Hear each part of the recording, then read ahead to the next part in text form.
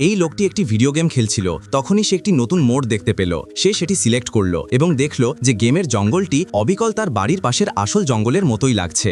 এক লোক বিনা কারণে তার উপর গুলি চালালো। এটা দেখে সেও ওই লোকটির ওপর পাল্টা গুলি চালালো এবং তাকে মেরে ফেলল। তারপর সে সামনে এগোলো এবং আরও কিছু লোককে অস্ত্রসহ দেখতে পেল। সে আরেকজনকে গুলি করে মেরে ফেলল এবং তার বন্দুকটা তুলে নিল। তখনই স্ক্রিনে লোডিংয়ের মেসেজ এলো। সে ভাবল ভালো সুযোগ, একটু জল খেয়ে আসি। কিন্তু ফিরে এসে সে অবাক হয়ে গেল। তার ক্যারেক্টারটি একটি গাছের কাছে দাঁড়িয়ে প্রস্রাব করছিল। সে যেই বোতামই চাপুক না কেন কোনো কাজ হচ্ছিল না। তারপর দৃশ্যটি বদলে গেল। এখন জায়গাটা তার নিজের মহল্লার মতোই লাগছিল। সে গেমে পিছন ফিরে দেখল এক লোক বন্দুক নিয়ে পাহারা দিচ্ছে। সে ওই লোকটিকে এক শটেই হেডশট মারল এবং আশেপাশের বাড়িগুলোতে গ্রেনেড ছুড়ে দিল। তখনই তার ফোন বেজে উঠল। তার বন্ধু কল করছিল, যে কিনা ওই একই কলোনিতে থাকতো। বন্ধু বলল, আরে এইমাত্র গুলি চলার শব্দ পেলাম। সে অবাক হয়ে গেল এবং বলল, ভাই আমি তোকে গেমে দেখতে পাচ্ছি, একটু হাত নেড়ে দেখা তো দেখি। এবং অবাক করার মতো বিষয় হলো বন্ধুটি সত্যিই হাত নাড়ল, কিন্তু বন্ধু হেসে বলল, তুই বেশি গেম খেলছিস, পাগল হয়ে গেছিস। এবার সে ভয় পেয়ে গেল, ভাবল আমার এখনই এই গেমটা বন্ধ করে দেওয়া উচিত। সে তার ক্যারেক্টার দিয়ে বন্ধুকে গুলি করে দিল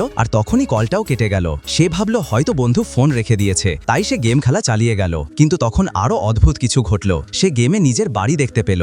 জানালা দিয়ে বাইরে তাকিয়ে দেখল ইউনিফর্ম পরা এক লোক হাতে বন্দুক নিয়ে দাঁড়িয়ে আছে। ভয়ে সে কন্ট্রোলার তুলে নিল এবং তার ক্যারেক্টারকে বাগানে পাঠালো। কিন্তু বাস্তব জীবনেও ওই লোকটি ঠিক গেমের ক্যারেক্টারের মতোই হাঁটতে শুরু করলো এবং তার বাঁশ দিয়ে চলে গেল। গেমে তার ক্যারেক্টারটি দরজা খুলল আর বাস্তব জীবনেও ওই লোকটি ঘরের ভেতর ঢুকে পড়ল আর টিভির পর্দায় তার নিজের মুখ দেখা যাচ্ছিল। তারপর সে নিজেকেই টপকে দিল।